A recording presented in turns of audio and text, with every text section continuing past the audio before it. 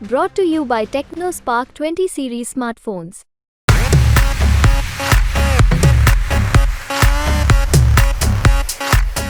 तो राजनीतिक विचारधारा की लड़ाई है। परिवार का मसला अलग है। सामाजिक स्तर पे हम कई लोग कह रहे हैं कि मुश्किल की घड़ी में नैना चौटाला को आपने हिसार से उतारा है, दुष्यंत चौटाला को उतारना चाहिए था। कहीं ना कहीं जो घड़ी आई, क्योंकि सांसद भी रहे हैं अजय सिंह चौटाला, तो क्या और जांच करवाने से कौन किसको रोकता है? सत्ता में है वो करवाएं। क्या आप जांच के लिए पूरी तरह से तैयार हैं? निश्चित तौर पे मैं तो कह रहा हूँ कभी जब मर्जी करवाएं। रोहतक लोकसभा को आपको ऑफर कर रही थी बीजेपी पार्टी, आपने मना कर दिया। क्या हुड्डा परिवार मजबूत है, इसको लेकर मना किया है? जननायक जनता पार्टी के राष्ट्रीय अध्यक्ष अजय सिंह चौटाला आज चरखी दादरी के दौरे पर हैं। उनसे राजनीतिक हालातों को लेकर हम चर्चा करेंगे। आज वो हमारे साथ हैं। तो अजय जी, जिस तरह लोकसभा के चुनाव चल रहे हैं, उसकी तैयारियों को लेकर अपनी पार्टी किस तरह का प्रचार प्रसार कर रही है? हम तो निरंतर पिछले 6 महीने से लोकसभा चुनाव की तैयारी के सिलसिले में ग्रामीण स्तर पे भी, गांव-गांव में और शहर के वार्ड स्तर पे भी अपने कार्यक्रम आयोजित कर रहे हैं।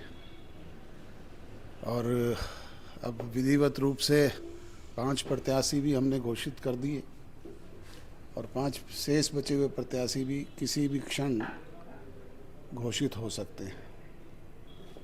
तो अजय जी, जिस तरह लोकसभा चुनाव आ गए हैं, हिसार से ताऊ देवीलाल परिवार से 3 लोग एक साथ चुनाव मैदान में, किस रूप में आप देखते हैं? तो राजनीतिक विचारधारा की लड़ाई है। परिवार का मसला अलग है। सामाजिक स्तर पे हम आपस में एक हैं, पर अलग अलग विचारधारा है। चौधरी रणजीत सिंह और चौटाला साहब भी पहले चुनाव आपस में लड़ चुके हैं। अभय सिंह और रणजीत सिंह भी लड़ चुके हैं। और मैं और मेरा कजन रवि भी चुनाव लड़ चुके हैं। नैना चौटाला और उनके काके और ससुर केवी सिंह भी चुनाव लड़ चुके हैं। तो मुकाबला कैसा रहेगा इस साल? मुकाबला तो प्रदेश की जनता ने तय करना है, वोटर्स ने तय करना है। हमारा काम तो फील्ड में जाकर के लोगों से गुजारिश करना है, अपनी पार्टी के नीति, कार्यक्रम, प्रोग्राम को लेकर के लोगों के बीच में जाना है। कई लोग कह रहे हैं कि मुश्किल की घड़ी में नैना चौटाला को आपने हिसार से उतारा है, दुष्यंत चौटाला को उतारना चाहिए था। कहीं ना कहीं जो घड़ी आई, क्योंकि सांसद भी रहे हैं अजय सिंह चौटाला, तो क्या कहें? नैना चौटाला में और दुष्यंत चौटाला में क्या फ़र्क है? मुश्किल की घड़ी तो विधानसभा के चुनाव भी थे, तब भी दोनों माँ बेटा ने चुनाव लड़ा और दोनों ने जीत हासिल की। मुख्यमंत्री नायब सिंह सैनी और पूर्व मुख्यमंत्री मनोहर लाल भी कह चुके हैं कि दुष्यंत के खिलाफ कोई शिकायत आएगी तो वो कार्रवाई करेंगे, बख्शेंगे नहीं। तो कहीं ना कहीं लगता है कि मनमुटाव हो गया। अब किस सिलसिले में वो कह रहे हैं, और जिस सरकार का हिस्सा दुष्यंत चौटाला थे उसके मुखिया सवै मनोहर लाल खट्टर थे, तो इसका मतलब कहीं ना कहीं वो भी दोषी हैं। और जांच करवाने से कौन किसको रोकता है? सत्ता में है वो करवाएं। क्या आप जांच के लिए पूरी तरह से तैयार हैं? निश्चित तौर पे मैं तो कह रहा हूँ कभी जब मर्जी करवाएं। करनाल सीट से आपके भाई अभय सिंह वीरेंद्र मराठा का समर्थन कर चुके हैं।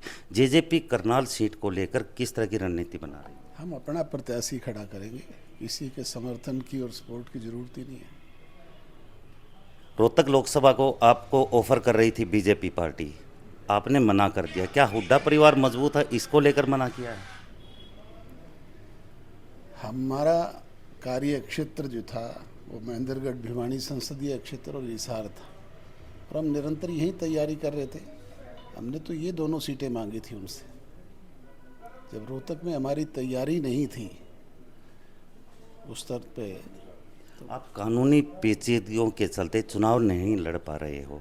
आप वर्करों के बीच में किस रूप में आप जा रहे हैं और आगे किस तरह का आप वो चुनाव लड़ना चाहते हैं, विधानसभा का या फिर अपनी संगठन को लेकर?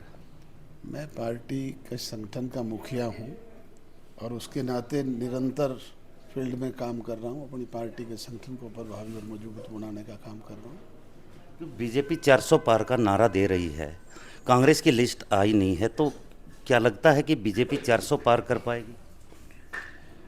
जैसा 75 पार कर पाई थी वैसा ही 400 पार कर पाएगी।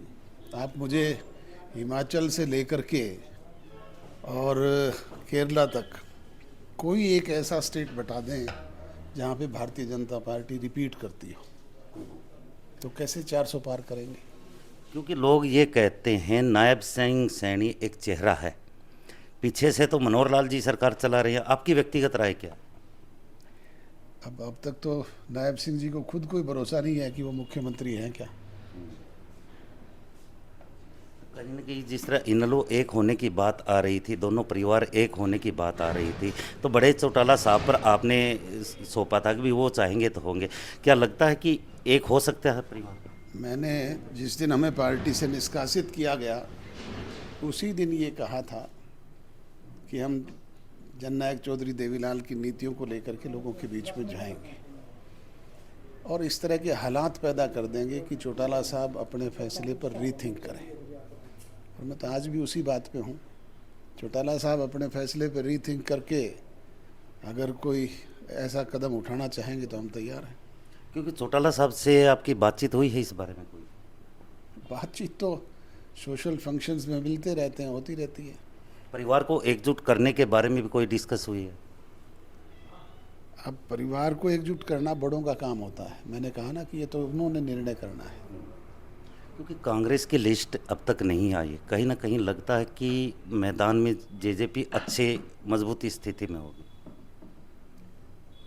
कांग्रेस पिछले 10 वर्ष में अपना राजनीतिक संगठन भी खड़ा नहीं कर पाई। आज भी जिला मुख्यालय पे उनके अध्यक्ष नहीं है, ब्लॉक हेडक्वार्टर पे उनके अध्यक्ष नहीं है।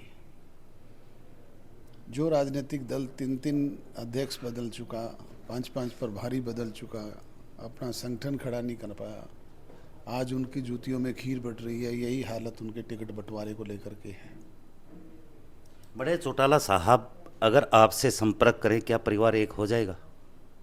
मैंने जब एक ही बात कह दी कि अगर वो रीथिंक करेंगे तो सब कुछ हो सकता है। धन्यवाद। देखिए, ये अजय सिंह चौटाला थे जिनका स्पष्ट रूप से ये कहना है कि बड़े चौटाला साहब यानी ओम प्रकाश चौटाला अगर चाहें तो परिवार एक हो सकता है। और साथ के साथ उन्होंने ये भी कहा है कि कांग्रेस अपना संगठन नहीं खड़ा कर पाई तो इसको लेकर भी कांग्रेसियों में जुतम पजार चल रही है। ये तो आने वाला समय ही बता पाएगा कि जेजेपी अपने किस वजूद पर आगे बढ़ पाएगी। चरखी दादरी से मेरे सहयोगी पुनीत सुरण के साथ प्रदीप साहू, हरियाणा तक।